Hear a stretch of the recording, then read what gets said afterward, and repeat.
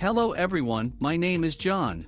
Today I will tell you how to set up uploading new contacts from HubSpot to the ConvertKit email service. This is necessary in order to automatically transfer new contacts from HubSpot to other systems. For example, in ConvertKit you can add new subscribers, set up email campaigns for them and interact with them in every possible way in the future. Now let's move on to the setup. First you need to create a new connection. Next, you need to select the HubSpot data source system.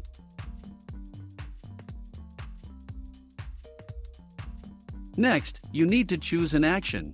Get contacts, new. Next, you need to connect your HubSpot account to the ApiX-Drive system. In this window, we need to specify the API key. In order to get it, go to the HubSpot personal account. Then go to Settings.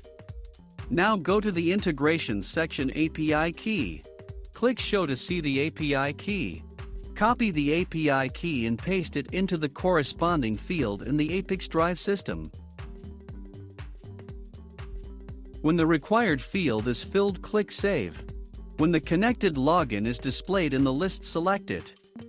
There are no additional settings for the HubSpot system, so just click Continue. At this stage, you can set up a data filter. In this case there is no need for this, so we also click Continue. At this stage, you see data for one of your contacts. If everything suits you, click Next.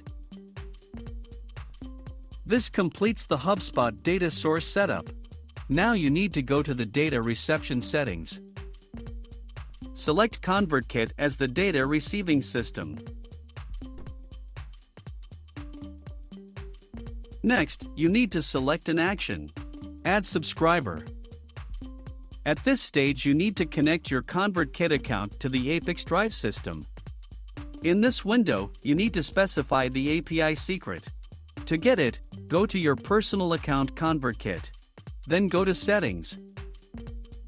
Go to the Advanced section.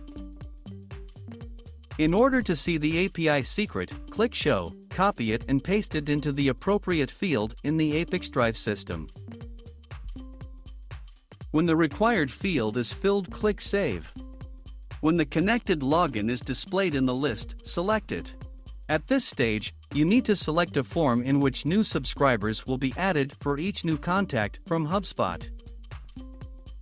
Now you see the ConvertKit fields for creating a new subscriber. You can assign variables from HubSpot to these fields. In order to do this, click in the field and select a variable from the drop-down list.